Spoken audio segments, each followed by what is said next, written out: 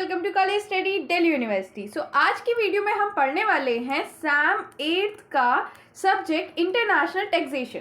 तो चलिए शुरू करते हैं। देखो मैंने यहाँ पे पूरी इस पीडीएफ की समरी प्रोवाइड कर दी है आपको in a form of this infographic, ठीक है। तो आज की होने वाली है हमारी पहली unit, that is international double taxation. अब हमें सबसे पहले ये समझना है कि इंटरनेशनल टैक्सेशन होता क्या है। देखो एक चिंटू है, ठीक है। चिंटू ना इंडिया में रहता है। अब चिंटू के पास एक बैंक अकाउंट है यूएस के अंदर, ठीक है। एक बैंक अकाउंट है यूएस के अंदर, वहां पे बहुत सारा पैसा चिंटू ने रख रखा है। अब चिंटू को हर महीने वहां से आता है इनकम, ठीक है। अब इस केस में चिंटू कंफ्यूज है कि उस पर कौन से लॉ एप्लीकेबल होंगे, क्योंकि यहाँ पे दो कंट्री इन्वॉल्व है, एक इंडिया एक यूएस। और इसी की प्रॉब्लम सॉल्व करने के लिए हम पढ़ते हैं इंटरनेशनल टैक्सेशन। तो इंटरनेशनल टैक्सेशन के अंदर हम उन रूल्स को पढ़ते हैं जो एप्लीकेबल होते हैं अगर किसी भी इनकम या ट्रांजैक्शन के अंदर एक से ज्यादा कंट्री इन्वॉल्व हो, ठीक है। तो internet taxation is refers to as application of tax law on a cross border transaction, जहां पे इनकम एक से ज्यादा जुडिरेक्शन के अंदर टैक्स में आती है, ठीक है। इसके अंदर वो प्रिंसिपल या एग्रीमेंट होते हैं जो डिटरमाइन करते हैं कि कैसे इनकम को इंटरनेशनली टैक्स किया जाएगा, फेयरनेस रखी जाएगी और डबल टैक्सेशन को अवॉइड किया जाएगा। इसके साथ साथ टैक्स चोरी को भी बचाया जाएगा।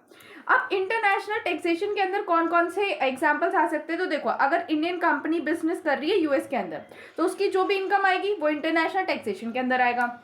अगर कोई भी पर्सन इंडिया में रह रहा है बट काम कर रहा है दुबई में तो वो उसकी भी जो इनकम आएगी वो इंटरनेशनल टैक्सेशन के अंदर आएगी। इसी के अलावा अगर मल्टीनेशनल कंपनी है लाइक गूगल जो इनकम अर्न कर रही है बहुत सारी कंट्री से, इंडिया से और डिफरेंट कंट्री से, तो वो भी उसकी भी जो इनकम है वो इंटरनेशनल टैक्सेशन में आएगी। सिंपल आपको याद रखना है, एक से ज़्यादा कंट्री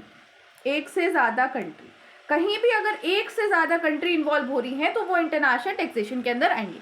गाइस आगे बढ़ने से पहले ना मैं आपसे एक चीज़ शेयर करना चाहती हूँ।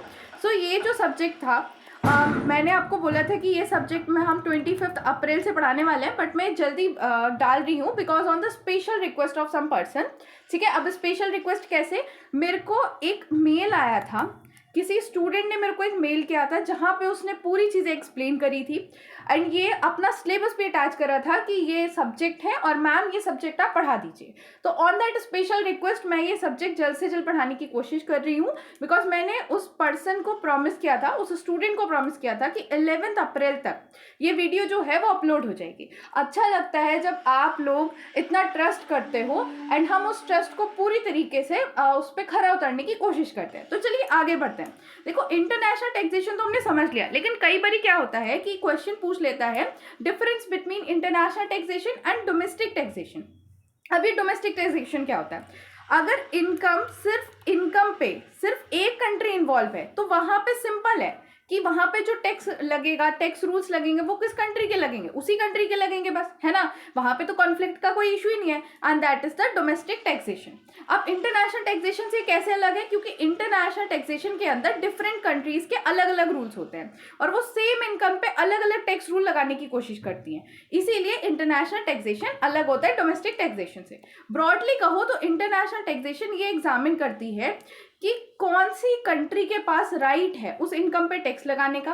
अगर दोनों कंट्री कह रही है, मान लो इंडिया भी कह रही है कि मैं भी चिंटू की इनकम पे टैक्स लगाऊंगी, यूएस भी कह रहा है कि मैं भी चिंटू की इनकम पे टैक्स लगाऊंगा, तो उस केस में ये जो कॉन्फ्लिक्ट है इसको रिजॉल्व करता है और ये बताता है कि इंटरनेशनल एग्रीमेंट कैसे हेल्प करेंगे सेम इनकम को दो बार टैक्स ना लगे इस चीज में, ठीक है। चलिए आगे बढ़ते हैं। तो नेक्स्ट टॉपिक आता है source rule and residence rule. देखो इंटरनेशनल टैक्सेशन के अंदर कॉमन प्रॉब्लम क्या होती है, डबल टैक्सेशन की। डबल टैक्सेशन मतलब मान लो ये चिंटू की जो इनकम थी इस पे इंडिया वालों ने भी टैक्स लगा दिया और यूएस वालों ने भी टैक्स लगा दिया। अब चिंटू सोच रहा था कि यार कम से कम मेरे पास 10,000 रुपए आ जाएंगे, बट टैक्स के बाद उसके पास आए सिर्फ 5,000 रुपए, तो वो तो बहुत ज्यादा निराश हो जाएगा। तो ये होती है डबल टैक्सेशन प्रॉब्लम और इंटरनेशनल टैक्सेशन में यही सबसे बड़ी दिक्कत होती है। तो इसको सॉल्व करने के लिए दो रूल चलते हैं जो वर्ल्ड वाइड पढ़े जाते हैं, एक तो आता है सोर्स रूल और दूसरा होता है रेजिडेंस रूल। अब इन दोनों को ना ढंग से समझते हैं। सोर्स रूल क्या कहता है कि इनकम को उस कंट्री में टैक्स किया जाएगा जहां पे वो जनरेट हुई है, भले ही टैक्स पेयर कहीं भी रहता हो। मान लो ये चिंटू है, ठीक है, ये इंडिया में रह रहा है, तो कहने का मतलब ये है कि चिंटू भले इंडिया में रहे कि नेपाल में रहे, कोई फर्क नहीं पड़ता। इनकम कहाँ से जनरेट हुई है? यूएस से जनरेट हुई है, तो वहीं पे टैक्स लगेगा। यूएस वाले ही चिंटू की इनकम पे टैक्स लगाएंगे, ठीक है। नेक्स्ट आता है रेजिडेंस रूल। रेजिडेंस रूल ये कहता है कि देखो, जहाँ पे पर्सन रह रहा है, चिंटू जहाँ पे रह रहा है वहीं पे टैक्स लगेगा। भले ही इनकम कहाँ से आ रही है? यूएस से आ रही है, डजंट मैटर। चिंटू कहाँ रह रहा है? इंडिया में रह रहा है, तो टैक्स कौन लगाएंगे? इंडिया वाले लगाएंगे। क्यों लगाएंगे? क्योंकि रेजिडेंट जो है वो यहाँ इंडिया की प्रोटेक्शन इंजॉय कर रहा है, वहीं के बेनिफिट इंजॉय कर रहा है, सर्विसेज भी वहीं से ले रहा है, जैसे लीगल सिस्टम की, एजुकेशन की, इंफ्रास्ट्रक्चर की। तो इंडिया वाले बोल रहे हैं हम क्यों ना टैक्स लगाएं, जब सारी चीज़ें तो चिंटू हमसे ही ले रहा है। अब जो ऊपर वाला था ना सोर्स रूल, उसका ये कहना है कि देखो कि जिस कंट्री ने अपना इंफ्रास्ट्रक्चर प्रोवाइड किया, मार्केट प्रोवाइड किया, लीगल सिस्टम प्रोवाइड किया, दूसरी फैसिलिटी भी प्रोवाइड करी इनकम जनरेट करने में, इनकम अर्न करने में, तो टैक्स भी तो उसी को लगाने का मौका मिलना चाहिए। तो ये ऊपर वाली चीज का तर्क है। अब आ जाते हैं टैक्स अवॉइडेंस। नेक्स्ट टॉपिक देखो, दो टॉपिक है, एक है टैक्स अवॉइडेंस, एक है टैक्स इवेशन, ठीक है। अब इनमें डिफरेंस क्या है? टैक्स अवॉइडेंस में क्या होता है कि आप टैक्स को कम करते हो। मैम दूसरे में भी तो टैक्स को कम ही करते हैं, हाँ दूसरे में भी हम टैक्स को कम ही करते हैं, लेकिन डिफरेंस क्या होता है? डिफरेंस ये होता है कि यहाँ पे आप लीगली कम करते हो, आप लीगली कम करते हो टैक्स लॉस को फॉलो करके। कल के दिन को आप पे छापा नहीं पड़ेगा कि भाई आपने टैक्स पे नहीं करा है, ठीक है। इनकम टैक्स डिपार्टमेंट आप पे छापा नहीं मारेगा, क्योंकि आपने लीगल सिस्टम के लूप होल्स को या फिर स्ट्रक्चर को समझ के आपने अपना टैक्स कम किया है। अब ये काम कौन करता है? आप ही लोग तो करते हो, जो सीए बनते हैं वो यही काम तो करते हैं कि वो टैक्स अवॉइडेंस करते हैं, टैक्स को चुराते नहीं है, टैक्स की चोरी नहीं करते, लेकिन फिर भी टैक्स कम कर देते हैं। कैसे? उनको सिस्टम बहुत अच्छे से पता होता है, उन्हें रूल्स पता होते हैं, तो वो किसी भी रूल को तोड़े बगैर, किसी भी प्रोविजन के खिलाफ जाए बगैर टैक्स को कम कर देते हैं। अब causes of international tax avoidance, क्या क्या रीजन है कि इंटरनेशनली भी टैक्स को अवॉइड किया जा सकता है? पहला तो difference in tax rate between the country. Her country ना अपना अपना अलग टैक्स रेट रखती है, ठीक है। इंडिया का जो टैक्स रेट सिस्टम है वो अलग होगा, यूएस का अलग होगा, कनाडा का अलग होगा, हर कंट्री का अलग अलग सिस्टम है। अब मल्टीनेशनल इंटरप्राइजेस जो डिफरेंट कंट्री में ऑपरेट करते हैं, वो क्या करते हैं? मान लो इंडिया में टैक्स रेट हाई है, तो वो अपनी इनकम कहाँ करेंगे? यूएस में शिफ्ट कर देंगे, अगर यूएस में टैक्स रेट लो हुआ तो इस तरीके से वो अपना टैक्स बचा लेते हैं। दूसरा, difference in tax law. Her country के ना रूल्स जो होते हैं वो अलग अलग होते हैं, इनकम को आइडेंटिफाई करने के, डिडक्शन भी अलग अलग होती हैं टैक्स रूल्स के अंदर, एग्जेम्पशंस भी अलग अलग होती हैं। तो ये ना अपॉर्चुनिटी क्रिएट कर देते हैं टैक्स लायबिलिटी को रिड्यूस करने की। Then existence of tax haven. अब ये बहुत ही इंपॉर्टेंट कॉन्सेप्ट है, और ये टैक्स हेवन का कॉन्सेप्ट ना हम डिटेल में भी पढ़ेंगे बाद में। अभी आप इतना समझो, हेवन का मतलब क्या होता है? स्वर्ग। तो टैक्स सिस्टम के लिए ना कुछ ऐसी कंट्रीज होती है जो स्वर्ग जैसी होती है। क्यों मैम? क्योंकि वहां पे टैक्स होता ही नहीं या बहुत कम टैक्स इम्पोज होता है, ठीक है। तो इस तरीके से क्या होता है कि जो मल्टीनेशनल कंपनी है वो वहीं पे अपना जुडिक्शन ट्रांसफर कर देती है टैक्स हेवन में, ठीक है। और वहां से क्या होता है कि उनका जो प्रॉफिट होता है उस पर बहुत कम टैक्स लगता है, बहुत कम, और कभी कभी तो लगता ही नहीं है। Then globalisation of business operation. Globalisation की वजह से जो कंपनी है वो मल्टीपल कंट्री में ऑपरेट करती हैं, सब्सिडरीज के थ्रू, ब्रांचेस के थ्रू।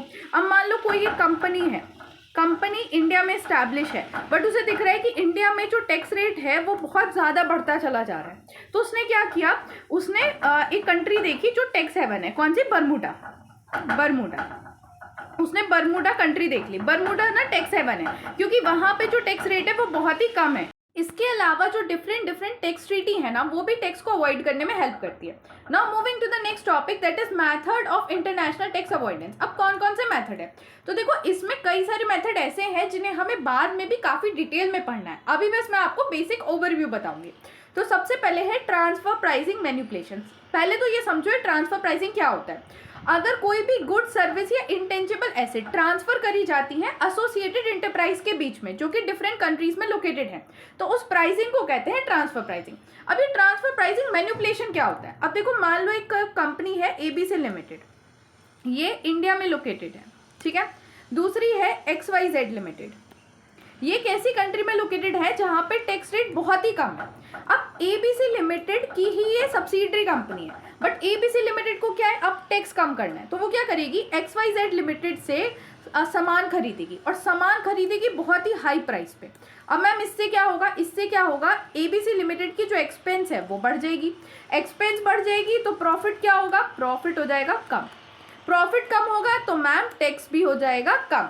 तो अब ABC लिमिटेड को हो गया फायदा, बट एक इशू तो अभी भी है कि XYZ लिमिटेड ने हाई प्राइस पे सामान बेचा है, तो XYZ लिमिटेड का प्रॉफिट तो बढ़ जाएगा ना, लेकिन इससे क्या फर्क पड़ता है, क्योंकि वो तो एक ऐसी कंट्री में है जहां पे टैक्स रेट ऑलरेडी कम है, तो फर्क नहीं पड़ेगा, बेनिफिट फिर भी होगा। तो this is called transfer price manipulation. इसकी हेल्प से टैक्स को अवॉइड किया जाता है। नेक्स्ट आता है use of tax haven. Tax haven countries के बारे में तो मैं आपको बता ही चुकी हूँ, जहाँ पे टैक्स जो हो बहुत ही कम होता है या जीरो होता है, तो इनकी हेल्प से भी टैक्स को अवॉइड किया जाता है। नेक्स्ट आता है ट्रीटी शॉपिंग। ट्रीटी शॉपिंग में क्या होता है कि एक इंटरमीडिएटरी को इन्वॉल्व करा जाता है। ट्रीटी शॉपिंग में क्या होता है कि एक जो इंटरमीडिएटरी होती है, इंटरमीडिएटरी को इन्वॉल्व करा जाता है। अब ये इंटरमीडिएटरी को क्यों इन्वॉल्व किया जाता है? किसी भी इंटरमीडिएट कंपनी को इसलिए इन्वॉल्व करा जाता है क्योंकि वो जिस कंट्री में होती है वहाँ पे टैक्स रेट बहुत ही लो होता है, बहुत एक्सट्रीम लो होता है। तो भले ही उसकी ज़रूरत ना हो, उस कंपनी की बिल्कुल ज़रूरत ना हो, बट फिर भी उसे इन्वॉल्व कर लिया जाता है। क्यों? क्योंकि टैक्स बचाना होता है, और इसी को कहते हैं ट्रीटी शॉपिंग। इसकी केस स्टडी भी है आपके इसी यूनिट में जो हम लास्ट में पढ़ेंगे। नेक्स्ट आता है थिन कैपिटलाइजेशन। अब इसमें क्या होता है, देखो, अगर कोई भी कंपनी इक्विटी कैपिटल की हेल्प से अगर कुछ भी काम करती है तो उससे क्या होता है, टैक्स लगता है ना। अब क्या दिमाग चलाया, चिंटू की ही कंपनी थी ABC लिमिटेड। अब चिंटू की कंपनी ने क्या दिमाग चलाया कि मैं ना लोन ले लेता हूँ। अब लोन की हेल्प से जितना भी फाइनेंस का काम है वो कंपनी को लोन की हेल्प से करूंगा। अब इससे क्या फायदा होगा, देखो, जब भी हम प्रॉफिट कैलकुलेट करते हैं, कौन सा प्रॉफिट, नेट प्रॉफिट कैलकुलेट करते हैं। आई होप आप सभी को पता है कि नेट प्रॉफिट पे ही हम टैक्स लगाते हैं। तो नेट प्रॉफिट कैलकुलेशन से पहले हम ना इंटरेस्ट रेट माइनस करते हैं। याद आया कुछ? इंटरेस्ट रेट माइनस करते हैं ना।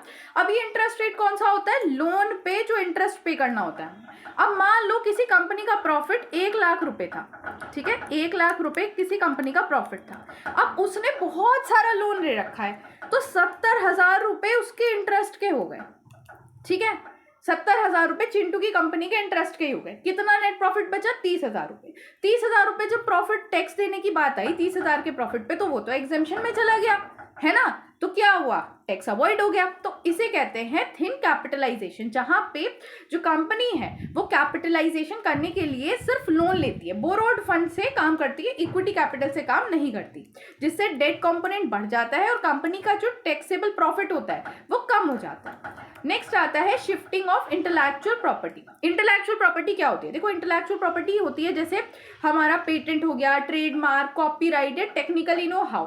अब मल्टीनेशनल एंटरप्राइजेस क्या करते हैं, इस इंटेलेक्चुअल प्रॉपर्टी को ट्रांसफर कर देते हैं अपनी सब्सिडरी कंपनी के पास, और वो सब्सिडरी कंपनी कहाँ लोकेटेड होती है, लो टैक्स कंट्री में, ठीक है। अब इससे क्या फायदा हुआ, मान लो ये ABC लिमिटेड थी चिंटू की कंपनी, और ये है XYZ लिमिटेड, चिंटू की कंपनी की सब्सिडरी कंपनी। अब ABC लिमिटेड ने क्या किया कि अपनी जितनी भी इंटेलेक्चुअल प्रॉपर्टी थी वो XYZ लिमिटेड पे ट्रांसफर कर दी, और ये ऐसी कंट्री में स्टैब्लिश है जहां टैक्स रेट बहुत लो है। अब क्योंकि इंटेलेक्चुअल प्रॉपर्टी तो ABC लिमिटेड के पास नहीं है, XYZ लिमिटेड के पास है, तो ABC लिमिटेड इनको इंटरेस्ट पे करती है। क्यों? रॉयल्टी फी। रॉयल्टी याद है आपको? रॉयल्टी का मतलब क्या होता है, इंटेंजिबल एसेट पे जो अमाउंट पे करा जाता है उसे कहते हैं रॉयल्टी, ठीक है। अब मान लो किसी भी सामान पे प्रॉफिट हो रहा है 1 लाख का, ठीक है। अब ABC लिमिटेड ऑलरेडी 70,000 की रॉयल्टी पे कर रही है, तो नेट प्रॉफिट कितना बचा, 30,000 का। अब 30,000 के नेट प्रॉफिट पे टैक्स लगेगा बहुत कम, तो इस तरीके से भी टैक्स को अवॉइड करा जाता है। अब अगर आप ये कहो कि मैम XYZ लिमिटेड को इतनी रॉयल्टी मिल रही है तो उस पर भी तो टैक्स लगेगा, भाई वो ऑलरेडी ऐसी कंट्री में है जहाँ पे टैक्स रेट बहुत कम है, मान लो टैक्स हेवन कंट्री, तो उस पर तो टैक्स रेट नील के बराबर ही लगेगा, तो उससे क्या ही फर्क पड़ रहा है। नेक्स्ट आता है method to control the tax avoidance. अब मैम आपने इतने मेथड तो पढ़ लिए, हमें भी पढ़ाती है कि टैक्स को अवॉइड कैसे करते हैं। अब गवर्नमेंट कोई बेवकूफ़ थोड़ी है कि आप टैक्स अवॉइड करते रहोगे और गवर्नमेंट का रेवेन्यू नीचे जाता रहेगा और गवर्नमेंट ये कहेगी अरे कोई बात नहीं छोड़ो, नहीं, कंट्रोल है, मीजर्स हैं जिससे टैक्स अवॉइडेंस को कंट्रोल किया जा सकता है। अब कौन कौन से मीजर्स हैं, पहला है जनरल एंटी अवॉइडेंस रूल। इसमें क्या होता है, ये टैक्स अथॉरिटी को पावर देती है कि वो किसी भी ऐसे टैक्स बेनिफिट को हटा सकता है जहां पे सिर्फ इसीलिए ही वो अरेंजमेंट किया गया हो ताकि टैक्स को अवॉइड किया जा सके, उसकी कोई कमर्शियल वैल्यू नहीं है। मान लो आपने किसी कंपनी के थ्रू, जैसे मैंने अभी आपको बताया कि हमने क्या किया, ट्रीटी शॉपिंग की, ठीक है। हमने क्या किया कि किसी एक तीसरी कंपनी को इन्वॉल्व कर लिया, उसकी कोई सब्सटेंस वैल्यू नहीं थी, कुछ नहीं थी, बस कंपनी को इन्वॉल्व किस लिए किया, ताकि टैक्स को अवॉइड कर सके। केस में गवर्नमेंट के पास अथॉरिटी है कि वो एंटी अवॉइडेंस रूल लगा सके। नेक्स्ट आता है ट्रांसफर प्राइस रेगुलेशन। हमने अभी ट्रांसफर प्राइस पढ़ा था कि किस तरीके से ट्रांसफर प्राइस काम करता है। उसको रेगुलेट करने के लिए ट्रांसफर प्राइस रेगुलेशन आया। अब इसमें क्या होता है कि ट्रांसफर प्राइस क्या होता है, ये तो आपको क्लियर हो गया है ना। तो गवर्नमेंट ऐसा कर देती है कि ट्रांसफर प्राइस ना आपका कम नहीं होगा या ज़्यादा नहीं होगा। ऐसा नहीं है कि आप ज़्यादा प्राइस पे सामान परचेस कर लो, एक्चुअल में जो वो सामान है वो 10 रुपये का है और आप उसे परचेस कर रहे हो 100 रुपये पे, सिर्फ टैक्स को अवॉइड करने के लिए। ऐसा नहीं चलेगा। इसमें क्या होगा कि एक रूल आया है arm length price. Arm length price क्या होता है कि मान लो अगर ABC लिमिटेड और XYZ लिमिटेड एसोसिएट ना होती, एक दूसरे से एसोसिएट ना होती, तो उस केस में वो जिस प्राइस पे सामान देती, कितने में देती, 10 रुपये में देती, तो उसी पे आप परचेस करोगे, आप 100 पे परचेस नहीं कर सकते। ये रेगुलेशन है ट्रांसफर प्राइस रेगुलेशन, इसे कहते हैं आर्म लेंथ प्राइस। इसे हम और डिटेल में अभी पढ़ेंगे, आपके सिलेबस में डिटेल में है, तो इसको हम डिटेल में बाद में भी डिस्कस करेंगे। देन आता है कंट्रोल फॉरेन कंपनी रूल। ये रूल प्रिवेंट करती है कि जो कंपनी है वो अपना प्रॉफिट सब्सिडरी कंपनी पे ट्रांसफर नहीं कर सकती, जो कि लो टैक्स जुरिडिक्शन में है। नेक्स्ट आता है base erosion and the profit shifting. इसका एम ये होता है कि प्रॉफिट को शिफ्ट ना किया जा सके लो टैक्स जुरिडिक्शन के अंदर, और इंश्योर करती है कि प्रॉफिट को इकोनॉमिक एक्टिविटी जहां पे कैरिड आउट हुई है वहीं पे टैक्स किया जाए। नेक्स्ट आता है इंटरनेशनल टैक्स इवेजन। अब इसमें क्या होता है कि यहाँ पे डेलिबरेटली और इलीगल तरीके से टैक्स पेमेंट को अवॉइड किया जाता है। अब तक हम क्या कर रहे थे, हम सारा काम लीगली कर रहे थे, हम कुछ भी काम इलीगली नहीं कर रहे थे। बट यहाँ पे जब कोई भी पर्सन इलीगली टैक्स को बचाता है तो दैट इज टैक्स इवेजन, बस यही डिफरेंस है। और ये एक क्रिमिनल ऑफेंस है, आपको इसमें जेल भी हो सकती है, आप पे जुर्माना भी लग सकता है और आपका सारा पैसा जब्त हो सकता है, ठीक है। अब causes of international tax evasion. अब क्या क्या रीजन है कि international tax evasion carry out हो जाता है। जैसे अभी हमने अवॉइडेंस के कॉजेज पढ़े थे, तो सबसे पहले high tax rate in certain jurisdiction. कुछ कंट्रीज ऐसी होती हैं जहाँ पे टैक्स रेट बहुत ही हाई होता है। अब बताओ कोई इंसान जो है 100 रुपये कमा रहा है और आप उससे 90 रुपये ले लो एज एन टैक्स, तो वो पर्सन तो परेशान होगा ही ना, चोरी करेगा ही ना। मतलब मैं सपोर्ट नहीं कर रही कि चोरी करनी चाहिए टैक्स की, मैं बता रही हूँ किसी एक सिचुएशन को, ठीक है। तो 100 रुपये में से अगर 90 रुपये टैक्स में चले जाएंगे तो उस केस में लोग क्या करते हैं, टैक्स की चोरी करने लगते हैं। तो high tax rate in a certain jurisdiction is a reason. Next, lack of effective exchange information between the countries. कई बार क्या होता है कि जो टैक्स अथॉरिटी होती है डिफरेंट कंट्रीज की, वो फाइनेंशियल इन्फॉर्मेशन को शेयर ही नहीं करती। तो इस केस में टैक्स अथॉरिटी को इन्फॉर्मेशन ही नहीं मिल पाती। और फॉरेन बैंक के बारे में, मान लो ये चिंटू है, चिंटू का एक फॉरेन बैंक है, कहाँ पे, किसी एक कंट्री में, XYZ कंट्री में, ठीक है, किसी कंट्री का नाम नहीं लेते, तो चिंटू का बैंक है XYZ कंट्री में। अब चिंटू बहुत खुश है, क्यों? क्योंकि जब भी इंडिया के टैक्स सिस्टम वाले XYZ कंट्री से चिंटू के अकाउंट की डिटेल मांगते हैं, वो देते ही नहीं, मना कर देते कि नहीं हम तो नहीं देंगे, हम तो सीक्रेसी रखेंगे। अब बताओ इंडिया वाले चिंटू का जो पैसा XYZ कंपनी में है, XYZ कंट्री में है, वहां से कैसे ही निकालेंगे, मतलब टैक्स कैसे लगाएंगे उस पर? चिंटू का बहुत फायदा हो रहा है क्योंकि चिंटू के पास बहुत पैसा है, लेकिन सारा कहाँ है, XYZ कंट्री में, है ना। टैक्स इंडिया वाले उस पर लगा नहीं पा रहे, तो इस वजह से भी टैक्स की चोरी होती है। Then banking secrecy and confidential law. Certain jurisdiction बहुत ही स्ट्रिक्ट कॉन्फिडेंशियलिटी प्रोवाइड करते हैं फाइनेंशियल ट्रांजेक्शन के रिगार्डिंग। और ये जो जुडिक्शन है ना, वो बैंकिंग इन्फॉर्मेशन को बिल्कुल भी डिस्क्लोज नहीं करते फॉरेन टैक्स अथॉरिटी को।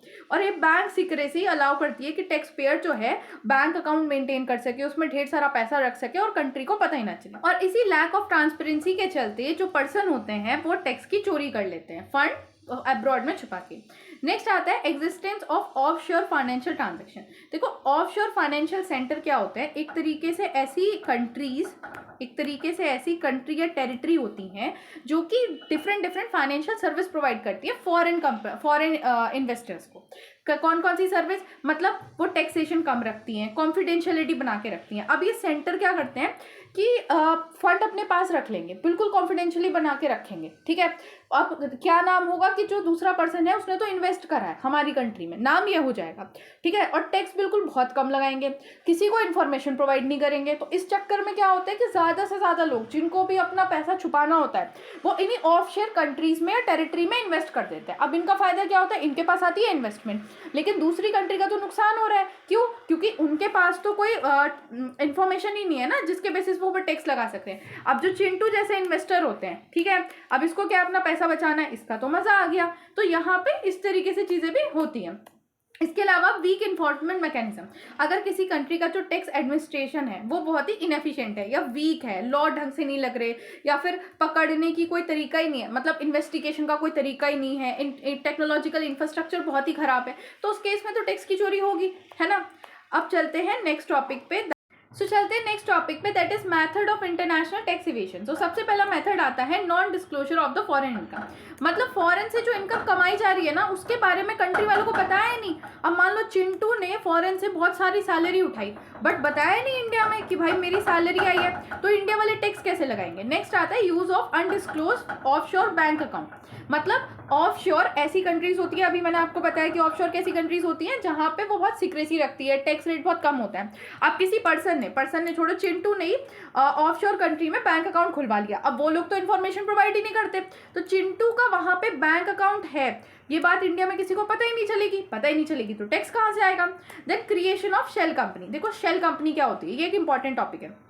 शेल कंपनी वो आर्टिफिशियल कंपनी होती है जो पेपर पे तो होती हैं बट एक्चुअल में नहीं होती। आप समझे? अब नहीं समझे, मैं दोबारा बताती हूँ। ऐसी कंपनी जो पेपर में तो है कि अगर आप लिस्ट उठा के देखोगे तो हाँ फलाना नाम की कंपनी एग्जिस्ट करती है, बट आप अगर उनसे ट्रेड करने जाओगे या आप उनसे कोई भी बिजनेस ऑपरेशन करने जाओगे तो वो एग्जिस्ट ही नहीं करेंगी, मतलब सिर्फ पेपर पे। और ऐसी कंपनी ना फॉरेन जुडिरेक्शन में स्टैब्लिश होती है ताकि असली इनकम किसकी है उस बारे में कभी पता ही ना चले। अब पता ही नहीं चल रहा है इनकम किसकी है, इनकम चिंटू की है कि मिंटू की है कि चिंटी की है, तो फिर टैक्स किस पे लगेगा। Next is manipulation of invoice and financial record. कई बार कंपनी क्या करती है कि अपने जो इनवॉइस बिल और फाइनेंशियल रिकॉर्ड होते हैं उन्हें मैनिपुलेट कर देती है, मतलब प्रॉफिट जो होता है ना टैक्सेबल प्रॉफिट वो कम दिखा देती है। अब प्रॉफिट कम है तो उस पर टैक्स भी कम लगेगा, है ना।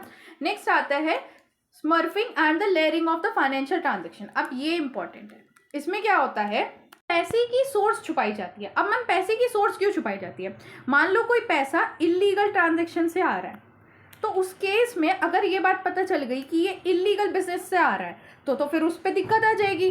तो ऐसे बिजनेस को, मतलब ऐसे पैसे को, ऐसे ब्लैक मनी को वाइट करा जाता है। और मैम ये कैसे करा जाता है, स्मर्फिंग और लेयरिंग से। स्मर्फिंग का मतलब होता है कि जो बड़ा ट्रांजेक्शन है उसको छोटे छोटे ट्रांजेक्शन में तोड़ दो।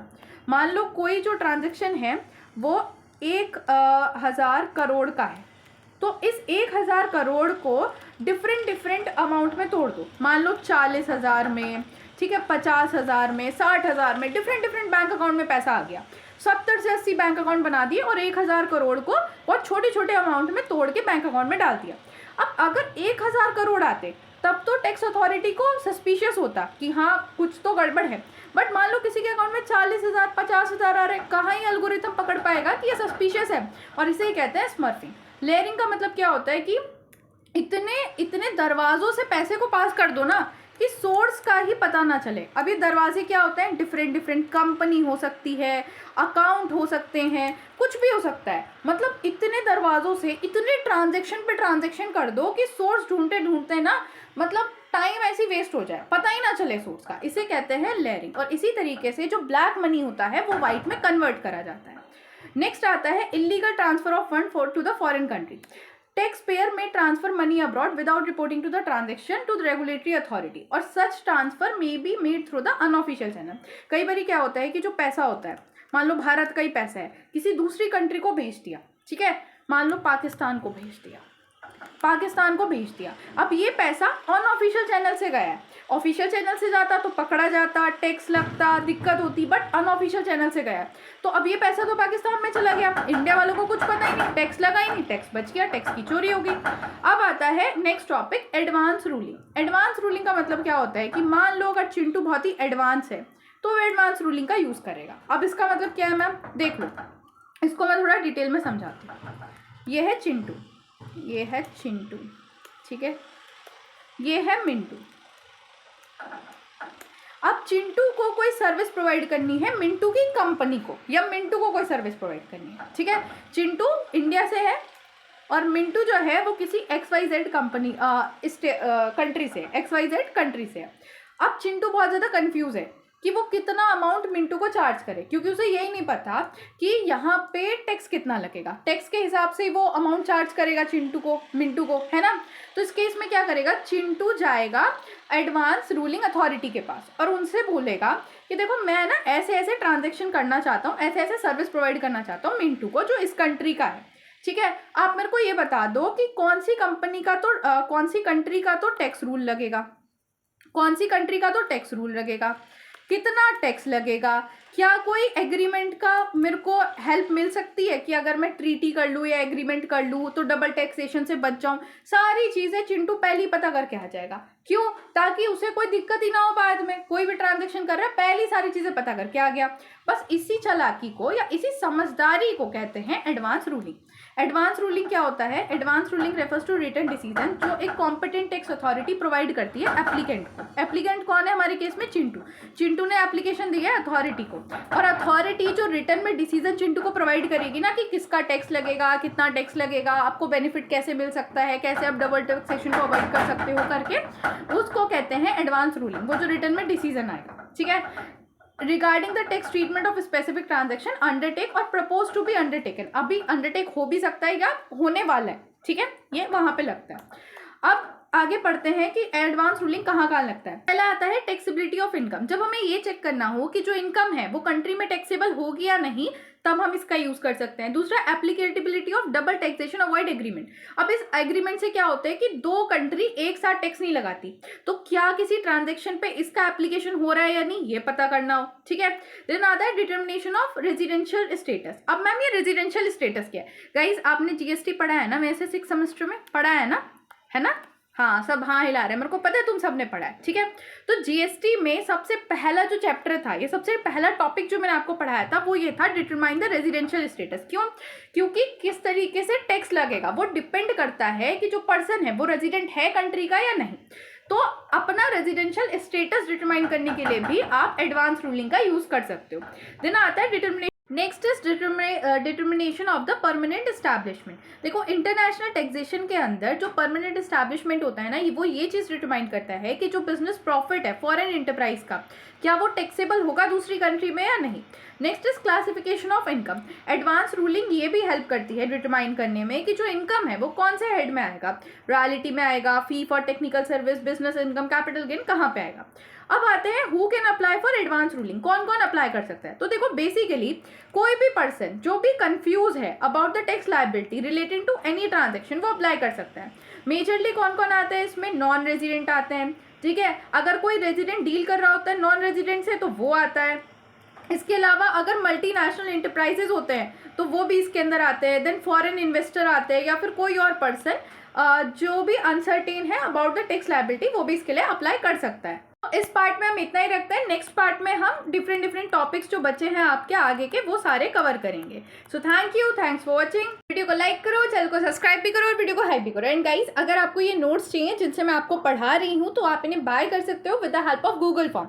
अब गूगल फॉर्म का लिंक कहाँ मिलेगा, तो वो डिस्क्रिप्शन बॉक्स में आपको मिल जाएगा। इसके अलावा आप टेलीग्राम पे हमसे कनेक्ट कर सकते हो, टेलीग्राम का लिंक पे आपको डिस्क्रिप्शन बॉक्स में मिल जाएगा। So thank you, I hope आप सभी अच्छे से पढ़ रहे होंगे और सब अच्छा स्कोर